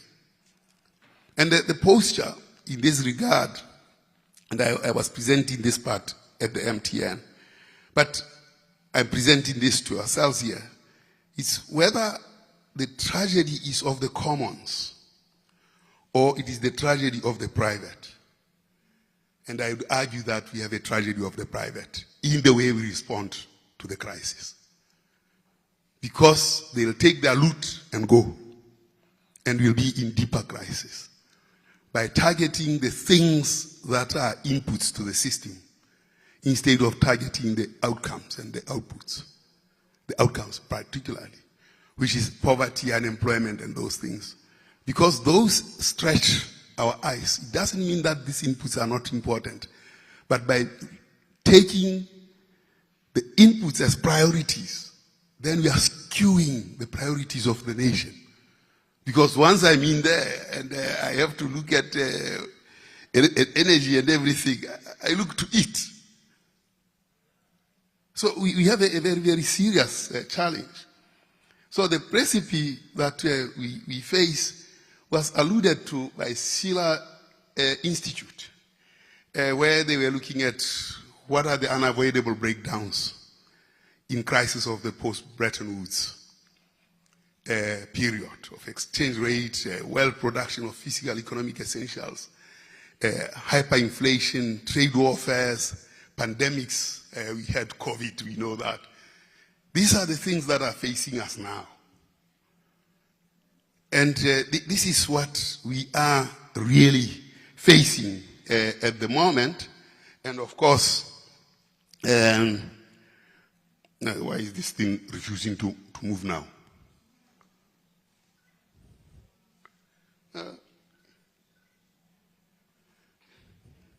There it is. So, and of course, there are arguments that were made by the Skillers Institute that there has to be the Glass-Steagall law.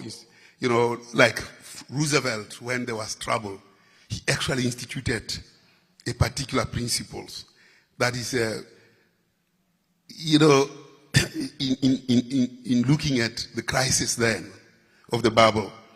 And of course, they said, well, we may have to look at top-down approach to a banking system. And then, of course, use federal credit system. And then, of course, adopt a fusion driver program. This is where we are at the moment. And when you think about Karl Marx and what he was writing philosophically, he said, you know, the problem is we have to imagine how technologically advanced society can realize human needs and desires by deploying technology for the common good. And now, and through cooperation, that is possible. But technology has been so privatized that there are only 5 men in the world, 10 men in the world who own as much as the lower half of the world population. And we can see the issue of intellectual property rights, particularly in the technology space, creeping in and creating this misery. And yet technology has the power of generating non-rival economic systems. The more the demand, when you have your cell phone and I have mine, we can both read the same article. But if you have a physical book, oh my goodness, if you go to the toilet with your book, I'll never see the book. You may use it for different purposes. So this is where the power of technology is very important. I know I've gone out of time, but the use of technology defies the economic laws of scarcity. It's a system of abundance. And the technology is here now, and therefore it can be abundant for us. And it can create the abundance we need.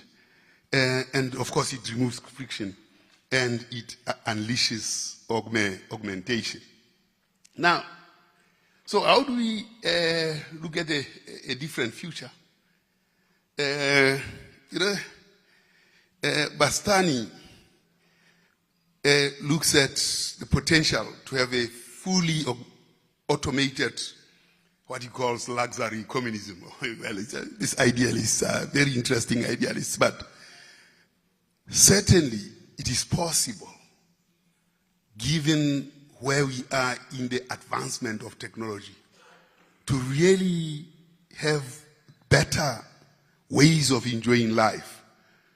Because technical barriers have actually been removed, particularly by technology. I mean, to make a phone call, you would have to use 100 rand. Now you use very little. And then with WhatsApp, you almost do things for free. So,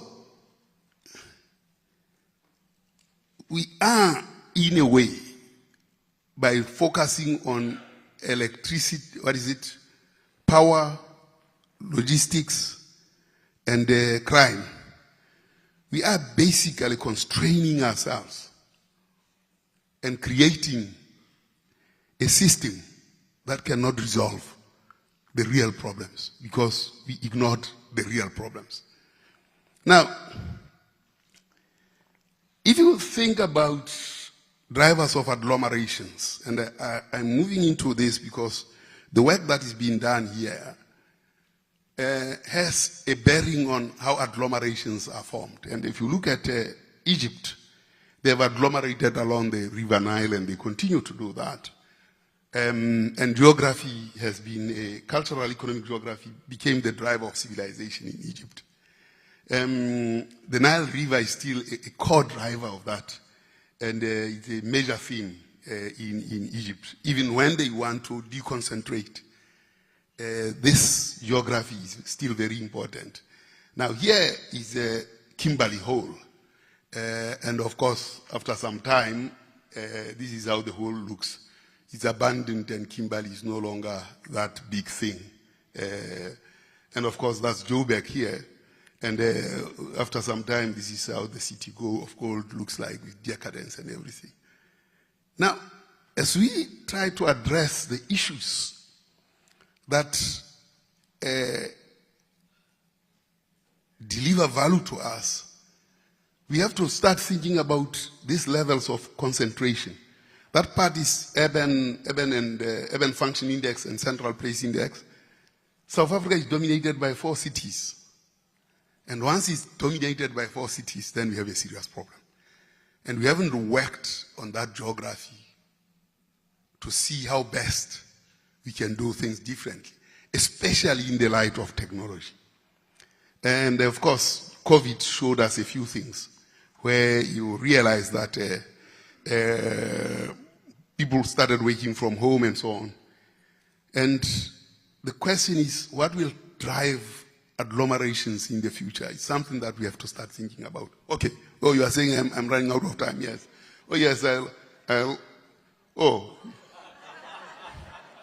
So, if you look at the specialized shops in Egypt, South Africa, large shops and private sector, and the tragedy that we have is this one in South Africa, is that blacks are on those street outlets in the little blue there.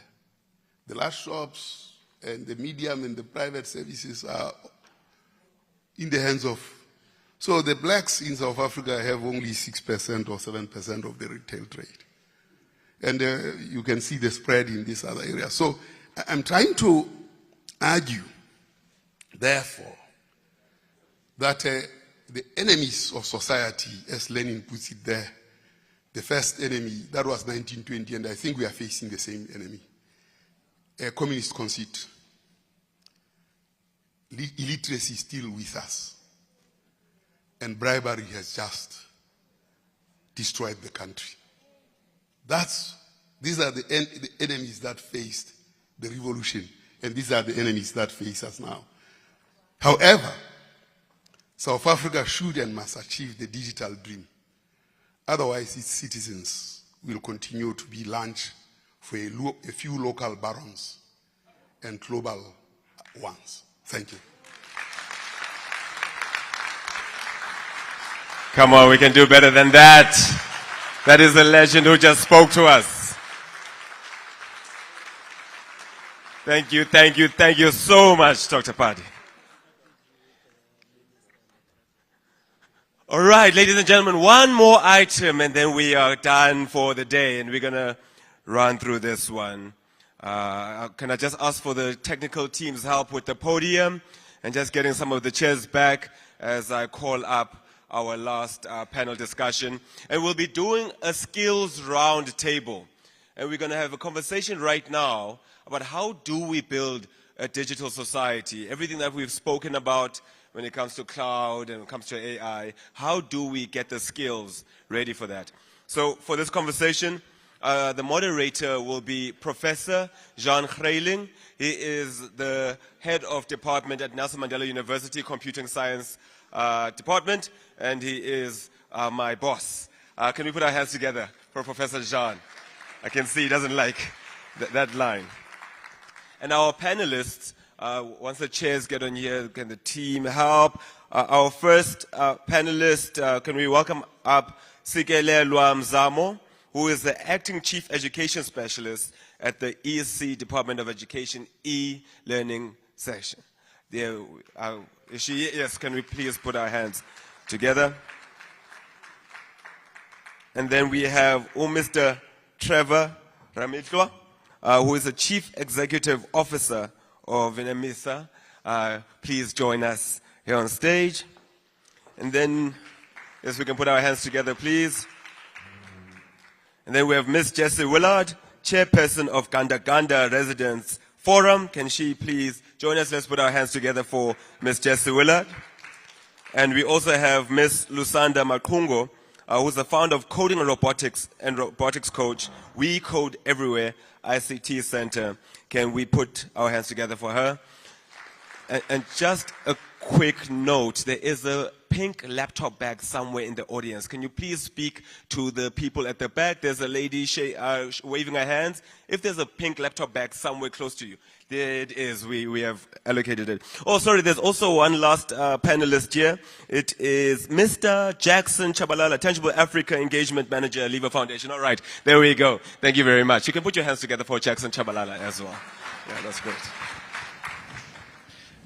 Thanks, Jackson. We'll give you 1 minute. You've spoken enough today.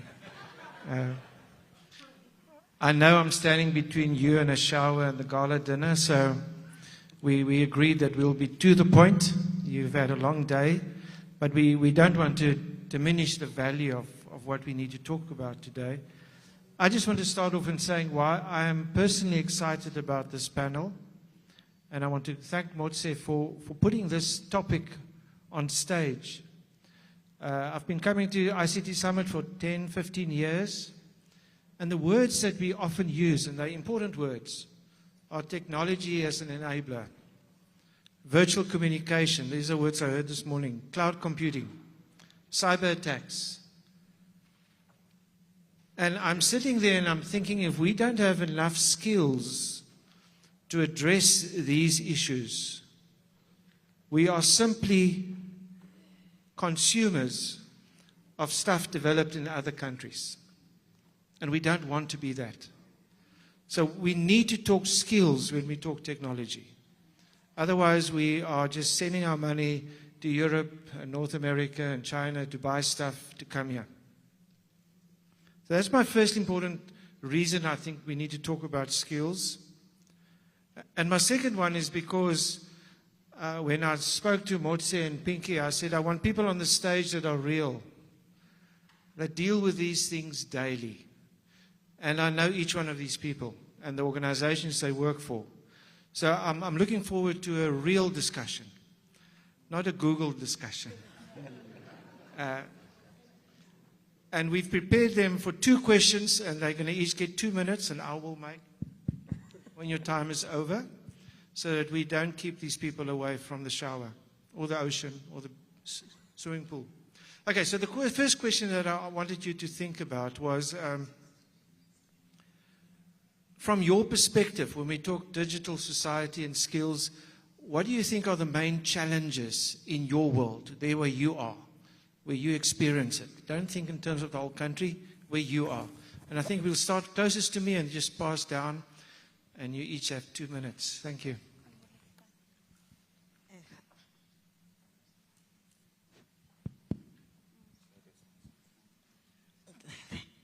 Thank you, Prof. Greetings to everyone. Okay. Greetings to everyone. I'll just say protocol observed because they say time is against us.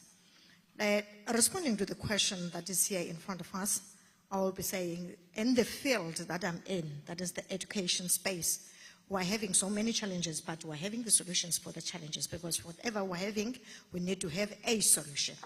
The challenges that we're having concerning the ICTs, that is teaching the learners, is the challenge first of the teachers that are not well equipped. Looking at that one, we need to have a development, teacher development, a comprehensive one, so that we make sure that teachers are engaged and teachers are being capacitated to be able to teach using the ICTs. On that field, we again need to have the integration, that is the integration of the ICTs in the education space. If we're looking, for instance, in the program of coding and robotics, the program of coding and robotics is a complex program itself. Then if you are trying to infuse it in curriculum, it becomes very complex. Then it means the department or the government to have a strategy and a policy on how to deal with that one, because it gives more time and it consumes more time, and we're having complex activities that are there, which we think that the department must have a chew. How do we chew these things? The teachers must be given the skills. In addition to that, we need to organize the partnerships so that they assist us in these challenges that we're having and to develop more and more. The community engagement is also important, so that we engage the parents so that they can assist the learners at home, so that they know exactly how to assist the learners. Premier, when we're saying WhatsApp, this is not a game to use these phones. But the learners, if they are equipped, the parents are equipped, they will be able to assist. The NGOs, that is the industries and everything, must be encouraged to have that involvement, to have the resources, to give the resources to the schools. The funds, Treasury must put more funds so that we are able to resource the schools, because other thing that is there is funding. Thank you. I could talk more, but because of time, I'm rushing. I know we can all talk more. You can carry on. Thank you so much. And Let me start by saying that NEMISA is an entity of the Department of Communications and Digital Technologies, and our mandate is just to drive digital skills as well as creative media skills. I think I'm thinking on about three problems, big problems that we have. The first one is that we have high levels of digital illiteracy. You know, it's interesting that it was mentioned earlier on that we have a lot of internet usage in the country. However, it is also a reality that a lot of people do not know how to manage their devices, how to use different softwares, how to transact safely, cybersecurity issues. They have not been introduced to emerging technologies, and they don't know how to navigate, to access information, even using internet. A lot of them do not have email addresses, and so forth, including the elderly. The second biggest problem is that there's a research that was recently released by Genetic Analytics, which indicates that we offshore about 66,000 jobs to other countries, in the main India. I mean, I was once in a bank, working in a bank, and I think in that bank we had, one of the big four banks, we had something like, annually we had about 7,000 Indian people coming through to do work that South Africans could not do. So we offshore a lot of work. And the last one is that in the high-end piece, or the top of the pyramid, in terms of digital skills, we are not coming up with our own products. So there's no, innovation is very fragmented. So we do not have high-end skills that can innovate to come up with products that we can introduce to the world instead of consuming products from the other parts of the world. Thank you.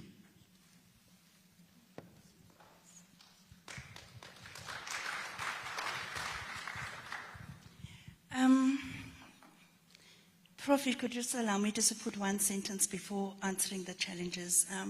When Prof spoke here and she said that children have got to be inquisitive. I'm from Port St. John's, and I walk deep into the rural areas, piloting unplugged coding to the kids. I want to say naturally an African child is an innovator. They are so inquisitive, and I want to say they do critical thinking and design thinking naturally because of the life they grew up in. Each African child had to first plan or do something for the next day. So was the mother and so was the father. If you look at the beadwork, the cars, the wire cars and everything, that's natural innovation.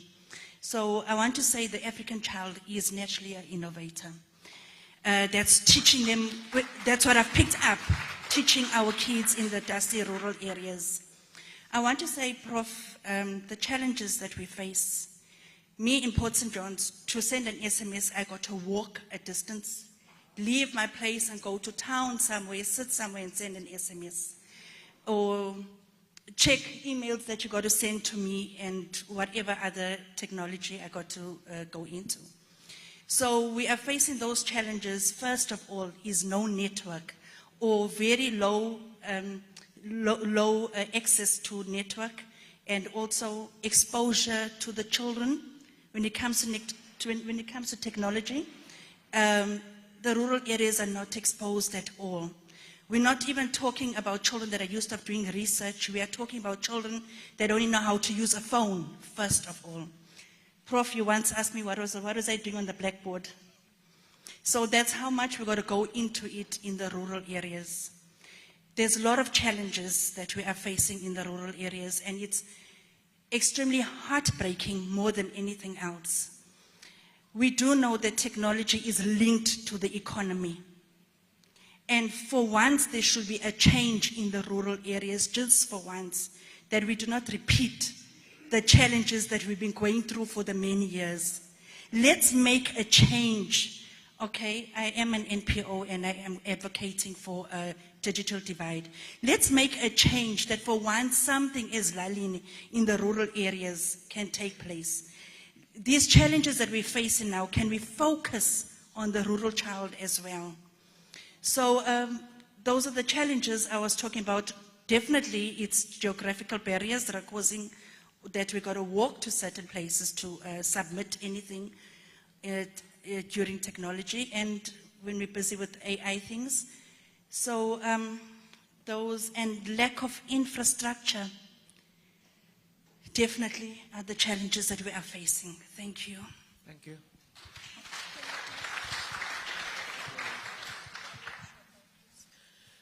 Good afternoon, and the protocol is observed. Lusanda speaking. Just to add on my portfolio, I'm also an educator.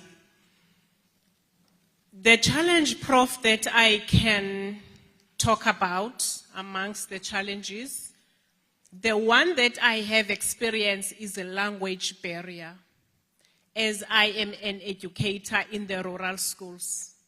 And I'm going to go down and talk about the level in the learner's perspective.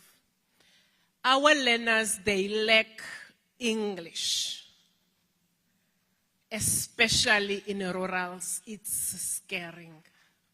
Remember, coding and robotics starts as early as grade R, and it goes up to grade 9 at the present moment. That's what I know.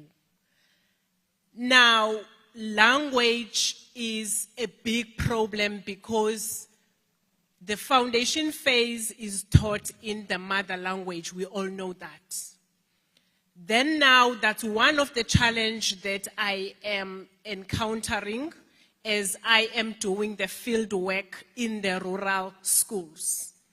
Then now, I always say to the teachers, then we're depriving these learners if they cannot be able to understand and also to express themselves in English, because as I am speaking, I am the product of the suffering. Yes, I was in the rural schools and I suffered, because I remember when I stepped in Western Cape with my diploma in teaching, I couldn't teach because the English wasn't there. I had to cram for me to pass the grade 12 metric. And in Western Cape, I couldn't get a post because there was no English. If I go for interviews, I don't even know what to say. And we all know that English is a dominant language in the global world of digital technology. So that's the main challenge for me. I'm glad that department also is here, so that these are the things that we speak about. And also, secondly, the roads now to access, as I'm saying, I'm doing the field work, the roads to access to these schools, it's a big problem, it's a huge problem.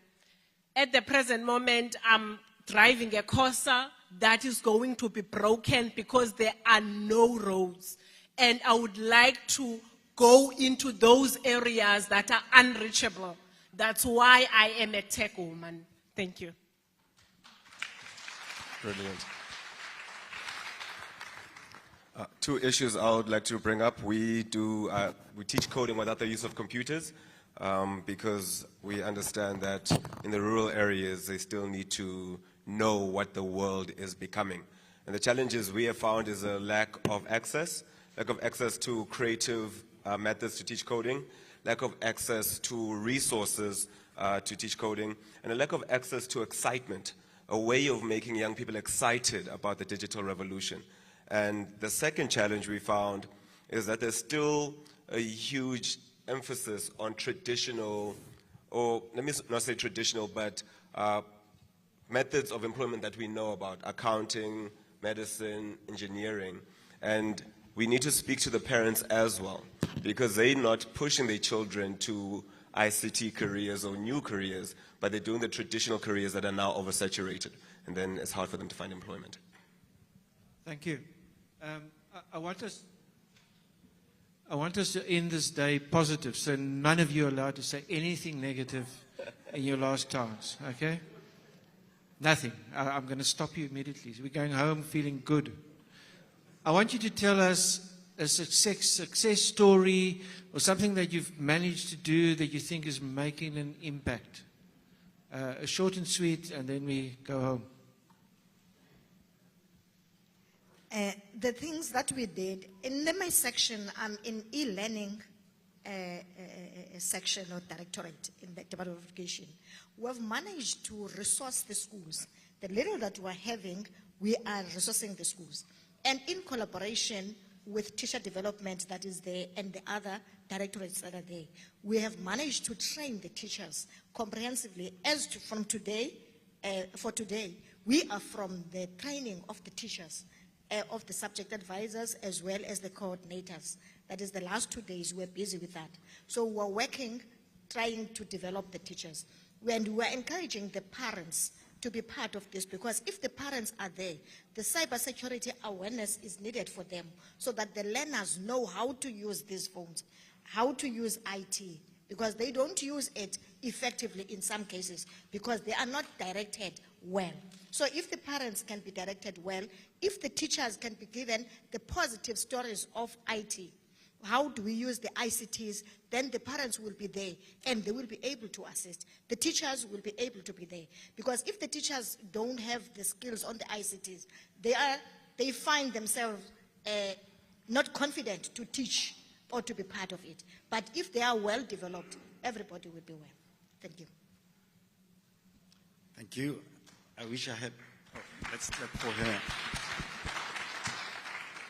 Chair, I wish I had a lot of time because, you know, we've been doing quite a lot, even though there's more to be done.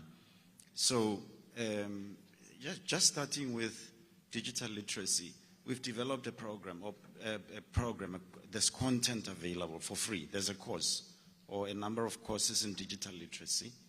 And we've developed a learning management system. So there's an online platform that has been zero rated that people can access. And we have also partnered with a variety of OEMs. Microsoft is one of them.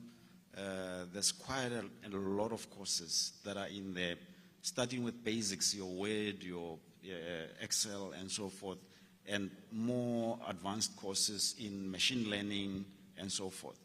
And we also have partnered with AWS, Cisco, IBM, and others. And these are industry certifications.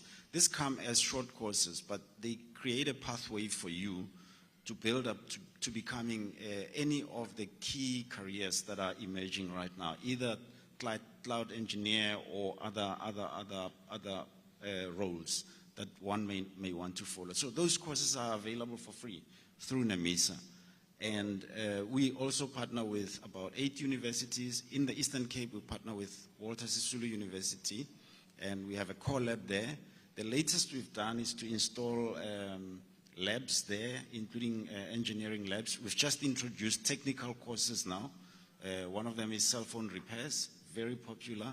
That is aiming at for people not to start looking for work, but rather to start their own businesses. And we are doing wireless internet service provision as well for them to start servicing their localities, including broadband installations and aftercare. So there's a lot. And yeah, I don't know where to go, but there's a lot that we are doing. So we create partnerships as well. We are expanding into TVET colleges. We're working with CET colleges, and there's a lot coming for the Eastern Cape. Thank you.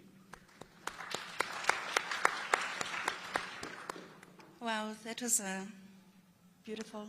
And as you're speaking, I'm thinking of our kids that cannot go online and get those advantages of doing online courses because of network. No network or low access. I want to say, Prof, the positive side of it. As an NPO, our motto is that we look at problems in society and try and bring relevant solutions to them.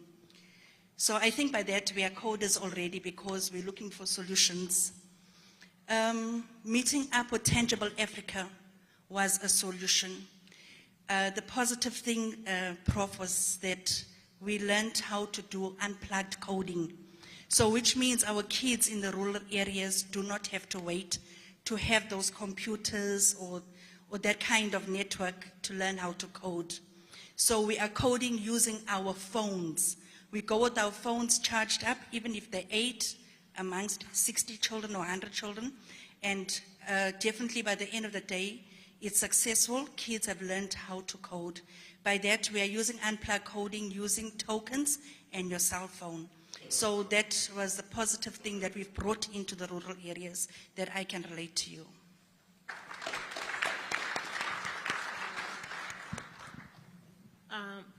Thank you so much, Prof. I've got a lot of success stories that I can share, but unfortunately, I feel that mic you're holding for me, and you tap on it, fine. I talk about the language barrier, and I am the founder of We Code Everywhere ICT Centre in Tsomo. So what we do, we identify learners who are good in coding as early as grade 3. So what we do in the center, we teach them English and maths together with coding, because we're talking of STEM subjects today. And those STEM subjects, the core of the STEM subjects is English and maths. So in the center, we teach them English. We will go down, we do have a remedial educator that we will make sure that even if the learner is in grade 7, that learner can go down to the basics if the basics are lacking. Because frankly, that's what we are facing with in the rural areas, whereby learners especially are lacking these kind of skills. Now, also, Jesse is talking of unplugged coding. I'm also the testimony of unplugged coding, whereby you can teach learners without the infrastructure of technology. That means we're teaching learners in foundation using pen and paper, and we're teaching them all the concepts of coding. And those concepts will be, for example, conditionals, loops, sequencing. So once the learners, they understand those concepts, it's easy for them if you are giving them a physical machine to code or to interact as a technology that is in front of them. So now the success is the fact that in rural areas, we are teaching electronic skills without computers, whilst we are waiting for the computers. Once the computers are there, then our learners can grab everything with the understanding and having the problem-solving skills already that were taught to them. For example, when I started in the center, I started with the learners that were doing grade 7, and the next day they will be doing grade 9. And those learners from unplugged coding, now they are ready to learn the new language like a C# and a Python, just from unplugged coding. So for them to go to scratch from unplugged coding, it's very easy.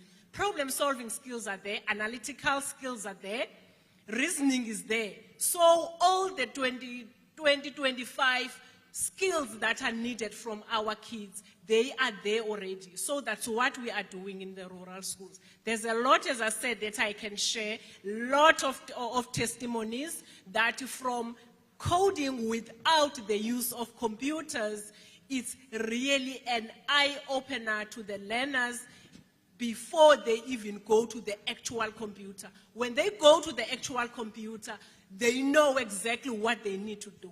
In Scratch, they know exactly how to do the animations, how to create stories already, because all those skills, they benefited from pen and paper and growing up with those skills. Thank you. Incredible. Story of success for us, it's realizing that African solutions have global relevance. Our project, which was meant for coding in rural areas, has now gone into Europe. It's in countries such as Ireland, UK, Germany, Sweden, Estonia, a lot of European countries. And the idea shows that the context that we actually thought it was for is actually broader than what it's currently for. And we have learners competing, learners from Africa, such as Kenya, Ghana, Zambia, South Africa, Zimbabwe, competing with learners from Europe and America on an even keel. So that is a story of a win for me, saying that it's not inferior technology that we're bringing. It's not going to Europe because UNICEF is like, hey, we want to tell a story. No, this is a project that was birthed in South Africa, birthed in the Eastern Cape, and has now gone to North America, has gone to Europe, and that is a win that anyone sitting here, as we said earlier with the Henry Ford and the Microsoft comparisons, that South African and African solutions will carry the same gravitas as well. So it's just one testimony, and one testimony leads to another. Thank you. Jackson, we will apply to call it the Chabalala solution, if you don't. Thank you very much. I just want to end off with two stories and then we're done. I like to make things very, very real and personal. I got on WhatsApp this morning while sitting here from a young man by the name of Butch Sidonde. He went to school in Tarkastad. For his maths teacher, who's taught there for 35 years, he was the first person that qualified to go and study a BSc Computer Science at a university. He wrote his last paper yesterday and he said to me, Prof, don't worry, I'm getting my degree. Wow. That needs a hand. And these kind of stories drive these people. They are in the deep rural, in deep townships, and they are finding those gems that we need to get into the world. And I want to emphasize what Jackson's saying. What we're doing here is not a poor product. It's a product that's relevant to Sweden and America. Not as a charity, as a real product. And Jackson needs to talk about life, to talk about changing the African narrative from being a consumer to an innovator. And then just my last stats, I don't know how many of you know this, but one of our biggest export commodities in South Africa today is software development. Many and most of the software companies I know in Gqeberha, in Cape Town, 100% of their clients sit in Europe and America. So we're exporting software to the West. We need to be proud of that. And it's not just about the software, it's about the work ethic of the serious people in South Africa. They often comment that they like software developers from South Africa. I hope you've had a good day. Thank you, Motse, for a wonderful day. We talk again tomorrow. Thank you very much, everyone. I am not going to waste any more time. Can we put our hands together for the entire day's program? All our speakers, all our dignitaries. Very, very important. Tomorrow, 9 a.m. sharp, we get going. But if you're here, we're going to have fun. Thank you very much, everyone.